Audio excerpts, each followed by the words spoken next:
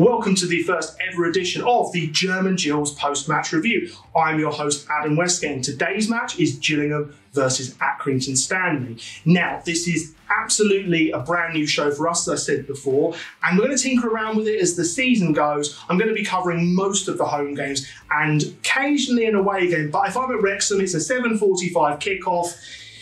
Might be a little bit slower, say, than a home review. So after an insanely positive start to the season where we beat Stockport 1-0 away, they were the favourites for the league, so that was incredible. And we beat Southampton 3-1 whilst resting our own players. I know Saints fans are saying that, oh, we rested players. So did we through injury and also just having them on the bench. I can't believe we've got depth now.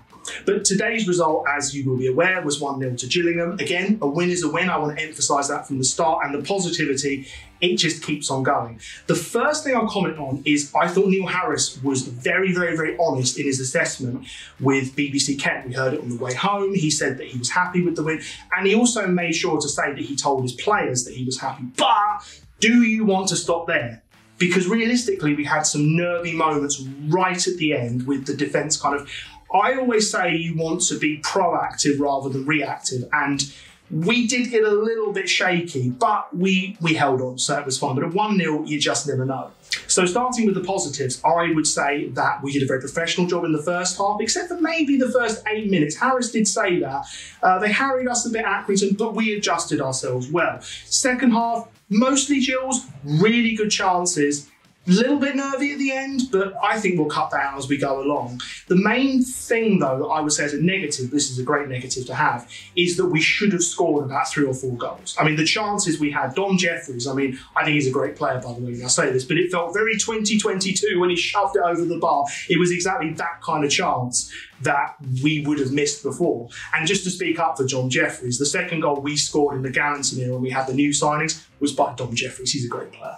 And the other one was Lapsley kind of missing his chance. And I think Lapsley's sort of growing into himself more. But one of the players that I thought he'd be competing with at the start of the season, Johnny Williams, my God, the defensive work he put in. I wasn't expecting that as much from him. I thought he'd obviously run and do his bit, but he did really well. And I want to say that the MVP, the player that really stood out to me personally, aside, I mean, Ogie's just doing really, really well. That just goes without saying. But was Scott Malone. In the first half, and I mentioned this at half-time, that save he made to stop their player, stop Accrington Stanley's player, just going clean through, that was defensive instinct at its best. That is when you have a bigger budget, you just can get players of better quality. And Harris chased him for ages. I can see why. Defensively, aside from maybe a couple of mistakes right at the end, which is what Harris was referring to, we had a really good performance. We controlled the game generally. And you have to remember that Accrington were very well organised.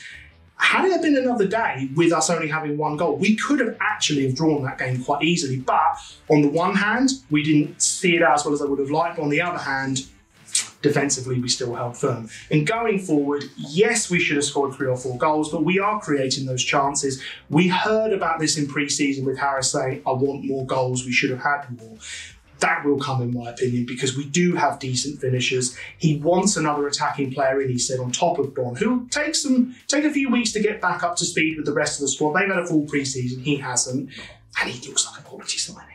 So overall, I think Gillingham edged it in the sense of that we didn't finish our chances well enough, but as we progress through the season, I expect us to finish games off like this way better than we did. And we've got something to look forward to next. So looking ahead to that, our finishing is going to have to be better. We're going away, that's going to be tougher, but I can see so many positives. And if we at least get a draw because we're solid, that's going to make a difference when it comes to where we finish up at the end of the season. So I'm saying Gillingham edged it against Accrington, even though we were far more in control than them, but we've just got to up our game on finishing. And if it's just one problem like that, this season is going to be a good one, and there's shades of the Martin Allen season, but I'm not trying to jinx it yet. Harris won't allow the team to get that complacent and go, oh, job done, never mind. He'll push, push, push. So did you think we played as well as I said, or do you think maybe there's more improvements that need to be made? Please comment below. You can buy Reese a coffee, you can get involved with German Gills. Please subscribe, please like, all that good stuff. And thank you very much. This has been your first German Gills post-match review. Auf Wiedersehen.